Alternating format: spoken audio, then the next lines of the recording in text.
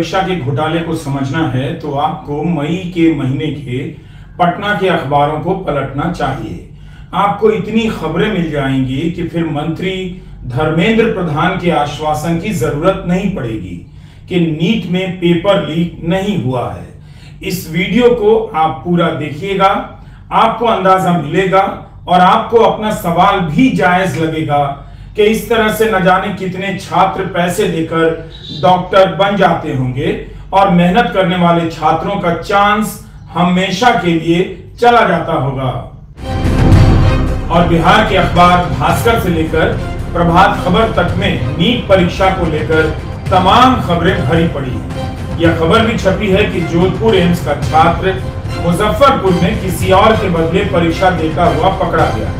और यह भी खबर छपी है कि माफियाओं ने प्रश्न पत्र जला दिए, पुलिस को जला हुआ हिस्सा मिला है। प्रश्न पत्र जला देने से जुड़ी तमाम खबरें छपी हैं। पटना के निजी अस्पताल में 3 डॉक्टरों ने मिलकर प्रश्न पत्र के जवाब लिखे हैं, यह भी खबर छपी है।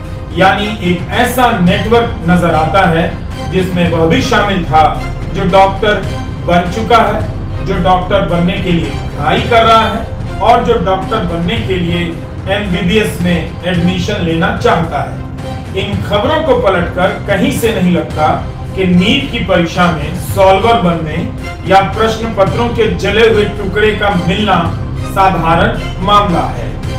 बिहार पुलिस की जांच नीट परीक्षा में बड़े पैमाने पर धांधली का इशारा कर रही है। नीट परीक्षा कराने वाली एजेंसी नेशनल टेस्टिंग एजेंसी शुरू से ही पेपर लीक से इनकार करती रही है। आप लोग सवाल है कि समय पर जले हुए प्रश्न पत्रों की फोरेंसिक जांच हुई, ओरिजिनल प्रश्न पत्रों से इसका मिलान हुआ। सुप्रीम कोर्ट कहता है कि नीट परीक्षा की पवित्रता भंग हुई है। शिक्षा मंत्री कहते हैं पेपर लीक नहीं हुआ है। क्या परीक्षा की पवित्रता का पैमाना सुप्रीम कोर्ट और भारत सरकार के शिक्षा मंत्री के लिए अलग अलग है?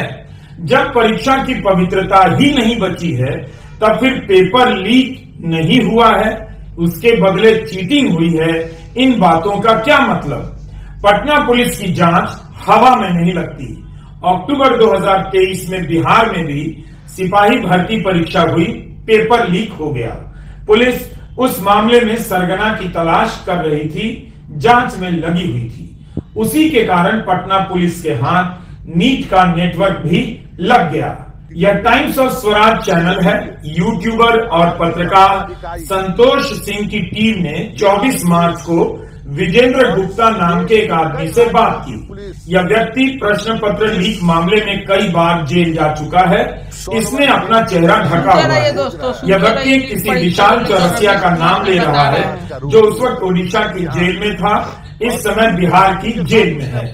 विशाल चौरसिया भी प्रश्न पत्र लीक के कई मामलों में जेल में है, लेकिन times of Swaraj YouTube channel से बात करते हुए विजेंद्र गुप्ता खुद को निर्दोष बताने का प्रयास कर रहा था, मगर यह भी बता रहा था कि उसे पता है कि विशाल चौरसिया कई परीक्षाओं के प्रश्न पत्रों की लीक की तैयारी में लगा है। पुलिस ने विजेंद्र गुप्ता को अभी तक गिरफ्तार नहीं किया है।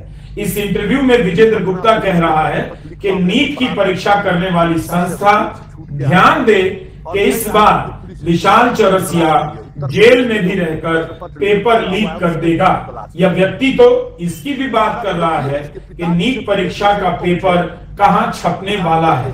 अगर मेरे इस बातों को अगर मीडिया प्लेटफॉर्म पे अगर आप रखते हैं तो मैं अभी भी बता रहा हूं कि नीट का एग्जाम कंडक्ट करने वाली संस्थान ध्यान दें कि इस बार विशाल चौरसिया जेल में भी रह के नीट कर लेगा। यदि जहां तक मेरी जानकारी है शायद सही होगा कि नीट का पेपर भी ब्लेसिंग में ही प्रिंट होने के लिए गया है। एजेंसी जो भी हो, एजेंसियां जो भी हो जो टेंडर ली होगी, लेकिन प्रिंटिंग अगर वहां हो रहा है तो नीट फिर भी सुरक्षित नहीं रहेगा इस बार।